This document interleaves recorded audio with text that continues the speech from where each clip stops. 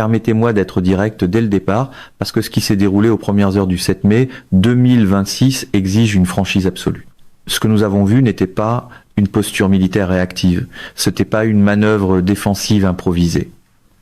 Ce que nous avons vu était quelque chose de beaucoup plus significatif, quelque chose qui révèle une transformation complète de la façon dont les puissances régionales répondent aux provocations en temps réel.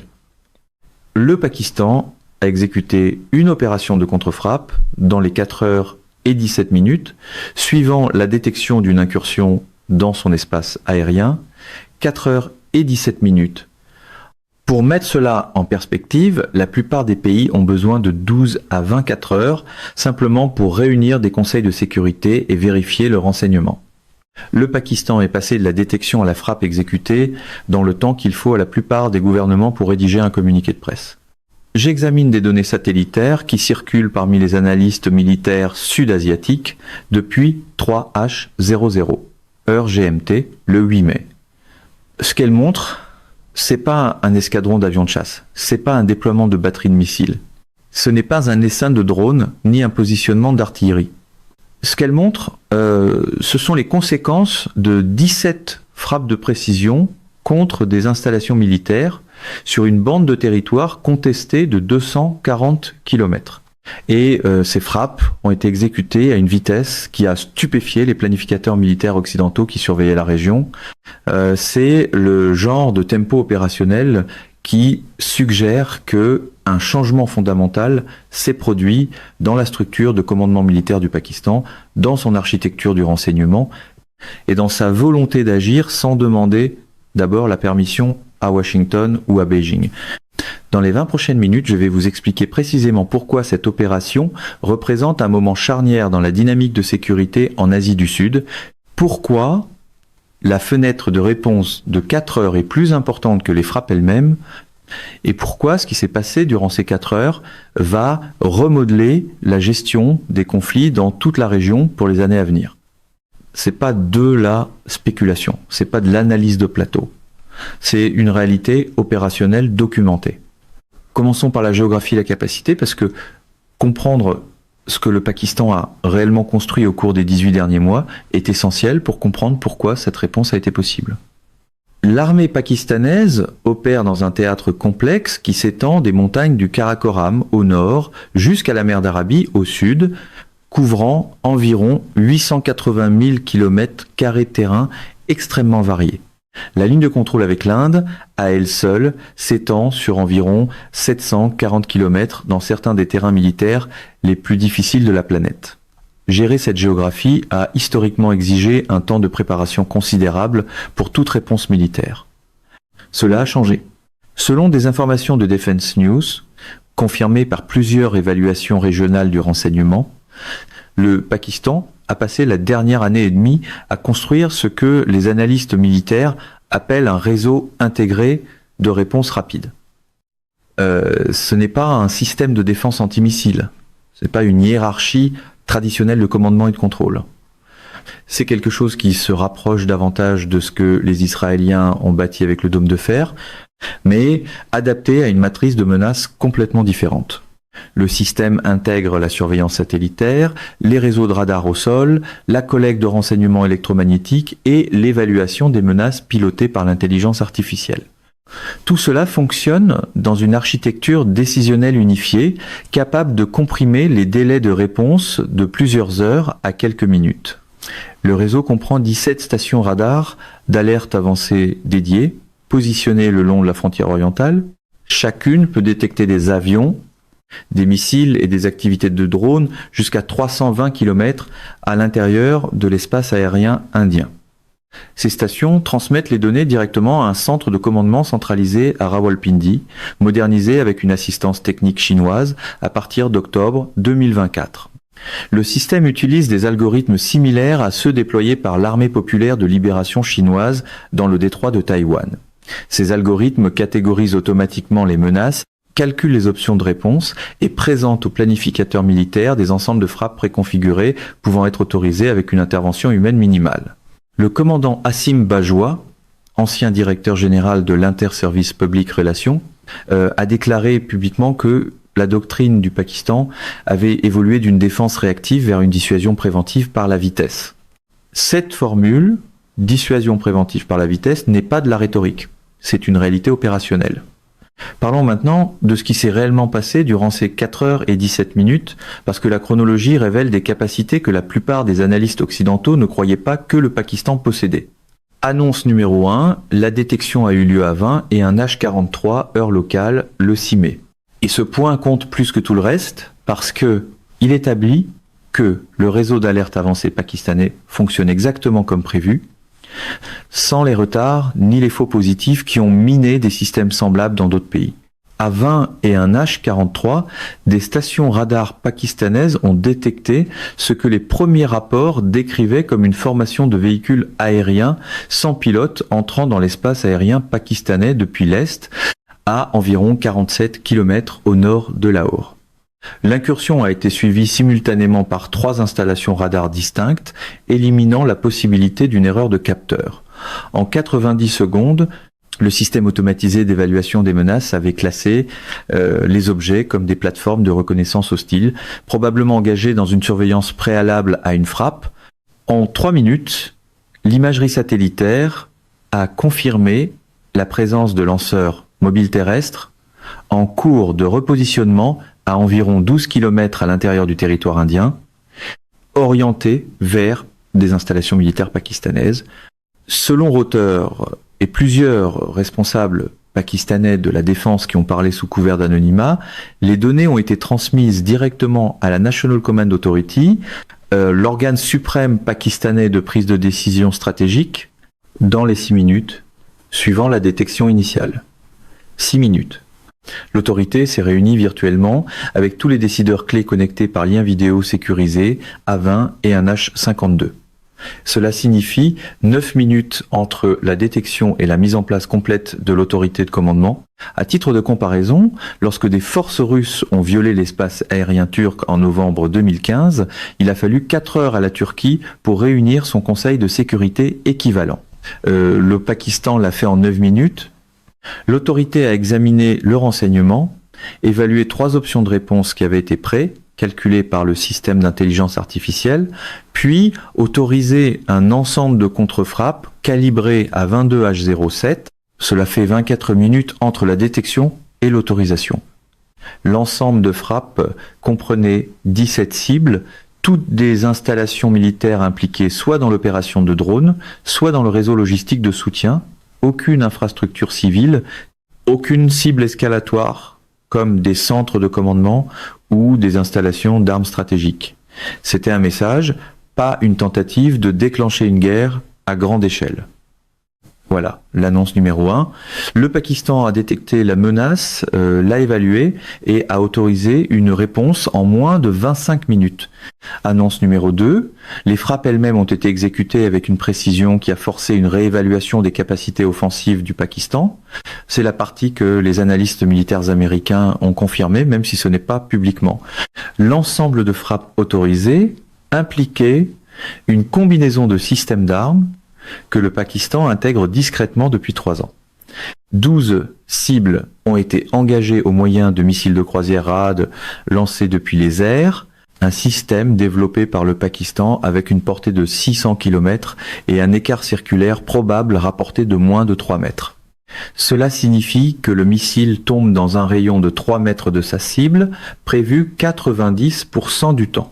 Ces missiles ont été lancés depuis des chasseurs JF Dixep Thunder qui étaient déjà en patrouille aérienne de combat le long de la frontière.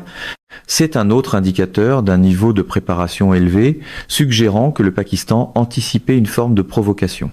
5 autres cibles ont été engagées avec des missiles de croisière Babur, 3 lancés depuis le sol, un système d'armes à l'origine navale que le Pakistan a adapté à des lanceurs mobiles terrestres. Ces missiles ont une portée rapportée de 450 km et utilisent une navigation par suivi du relief, ce qui les rend extrêmement difficiles à intercepter. Les frappes ont eu lieu entre 1 H00 et 2 H00 le 7 mai, environ 4 heures après la détection initiale.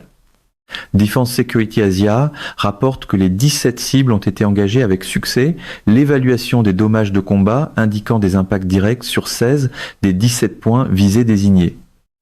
Un missile aurait apparemment subi une défaillance de guidage et aurait frappé environ 200 mètres à côté de sa cible prévue sans causer de dommages importants. La frappe a détruit 4 installations radar mobiles, 6 dépôts de munitions, 3 centres de commandement de drones, 2 stations relais de communication et 2 bases avancées qui soutenaient l'opération de reconnaissance. C'est ici que le récit change complètement et que les implications pour la dissuasion régionale deviennent impossibles à ignorer. La vitesse d'exécution est une chose, la précision en est une autre. Mais la retenue stratégique, elle, révèle la sophistication de la planification pakistanaise. Le Pakistan aurait pu viser des actifs stratégiques plus profondément à l'intérieur du territoire indien. Le RA-2 a une portée de 600 km. Le Pakistan aurait pu frapper des bases aériennes, des centres de commandement, voire des sites de stockage d'armes stratégiques. Il ne l'a pas fait. Chaque cible était directement liée à la provocation immédiate et chaque cible se trouvait dans un rayon de 70 km de la frontière. Ce n'était pas une frappe punitive conçue pour infliger un maximum de dégâts. C'était une démonstration calibrée montrant que le Pakistan peut détecter des provocations en temps réel et répondre avec précision avant que l'agresseur ait le temps d'escalader ou de chercher une intervention internationale pour geler la situation. Annonce numéro 3, et presque personne dans les médias grand public ne fait correctement le lien. La Chine a été avisée, mais elle n'a pas été consultée. Le Pakistan a agi indépendamment, et cette indépendance est le cœur de l'histoire. Selon Bloomberg, des responsables pakistanais ont informé leurs homologues chinois de la frappe imminente environ 30 minutes avant son exécution. Ce n'était pas une demande de permission. C'était pas une consultation.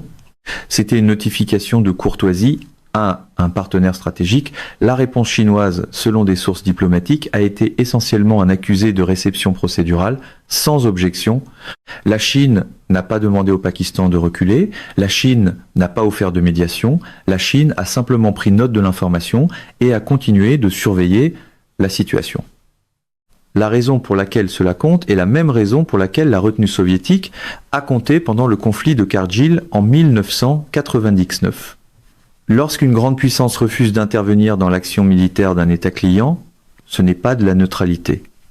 C'est une approbation tacite. La décision de la Chine de rester silencieuse, de ne ni encourager ni décourager la réponse pakistanaise, indique que Beijing considère la nouvelle doctrine pakistanaise de réponse rapide comme compatible avec les intérêts stratégiques chinois en Asie du Sud. Cela suggère que la Chine est à l'aise avec l'idée que le Pakistan agisse comme une puissance régionale plus indépendante, capable de gérer ses propres défis de sécurité sans exiger une couverture diplomatique chinoise pour chaque décision militaire. Réfléchissez bien à ce que cela représente. Lorsqu'un pays qui s'est historiquement appuyé sur de grands parrains pour gérer ses conflits commence à agir indépendamment avec précision et rapidité, et lorsque ses parrains ne s'y opposent pas, ce n'est pas un virage tactique. C'est un réalignement stratégique. Le Pakistan signale qu'il est passé du statut d'État client, qui demande la permission, à celui de puissance régionale qui envoie des notifications de courtoisie. Voilà l'annonce numéro 3. Le Pakistan a agi, la Chine a observé, Washington a été informé après coup. Maintenant, parlons de ce qui se passe réellement derrière les manchettes, parce que 2 histoires se déroulent simultanément.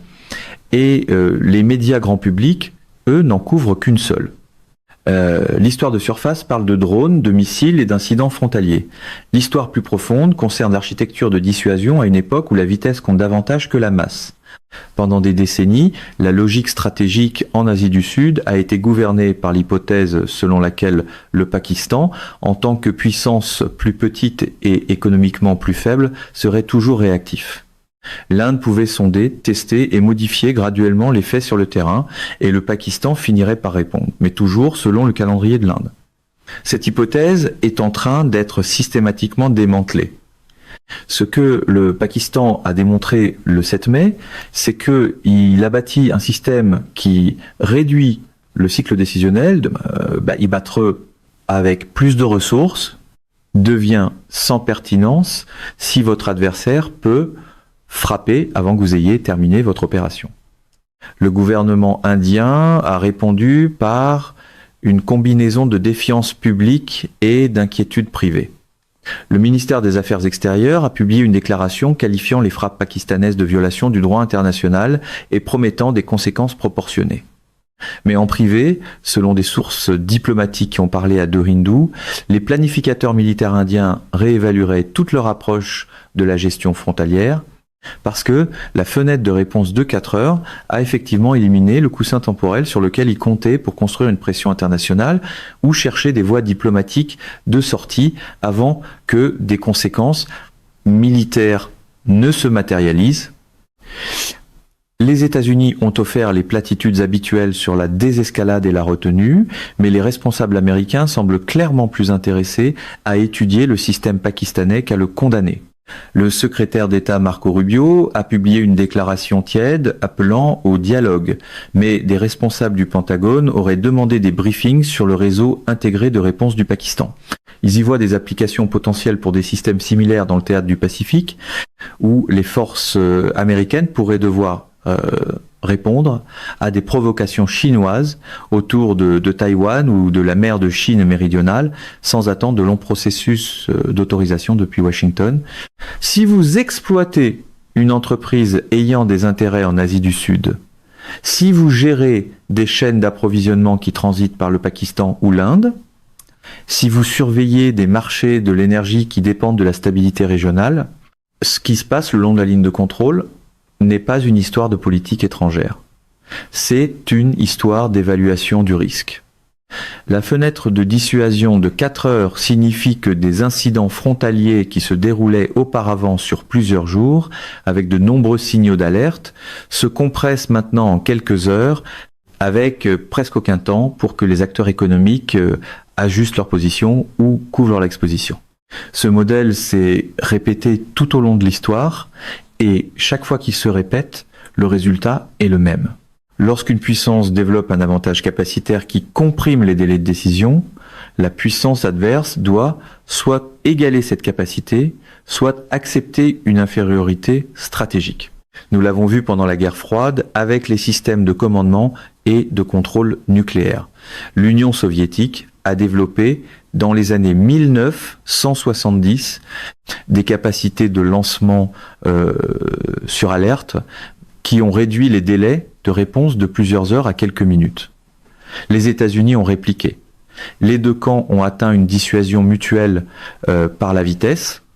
Nous l'avons vu encore avec les munitions guidées de précision pendant la guerre du Golfe. L'Irak avait la masse, les États-Unis avaient la précision et la vitesse. La guerre a duré 42 jours, non pas parce que les États-Unis avaient plus de chars, mais parce que les systèmes américains pouvaient trouver et détruire les systèmes irakiens plus rapidement que l'Irak ne pouvait manœuvrer ou les cacher. Le Pakistan applique essentiellement cette même logique à la dissuasion sud-asiatique. L'Inde possède toujours la plus grande armée. L'Inde a toujours plus d'avions, plus de chars, plus de personnel.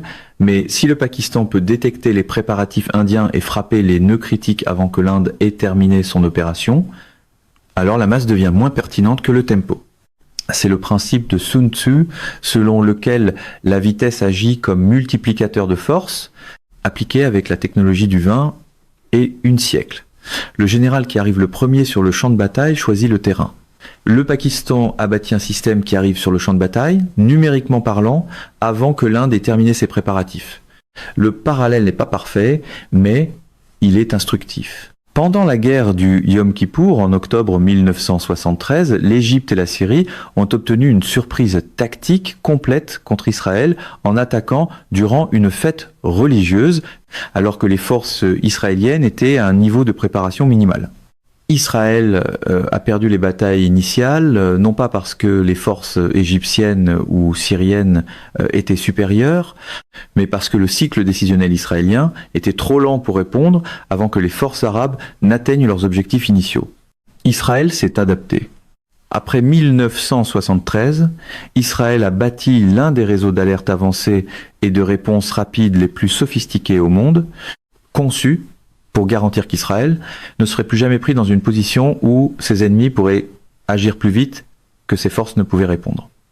Le Pakistan a essentiellement bâti sa propre version de ce système, adapté à la géographie spécifique et à la matrice de menaces de l'Asie du Sud.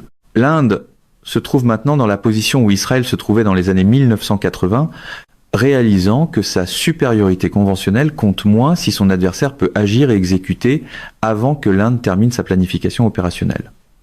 La question est de savoir si l'Inde répondra comme Israël l'a fait, en égalant la vitesse du Pakistan.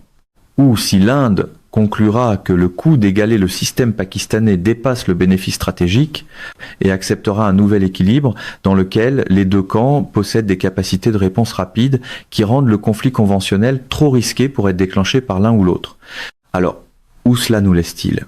Permettez-moi de vous donner 3 trajectoires claires, parce qu'il n'y a pas de terrain d'entente honnête ici. Première trajectoire, désescalade par reconnaissance mutuelle des capacités. L'Inde reconnaît que le Pakistan a acquis une véritable capacité de dissuasion, et les deux camps s'installent dans un cadre de réactivité mutuelle assuré de style guerre froide, où aucun camp ne tente de provocation, parce que les deux savent que la réponse sera rapide et précise.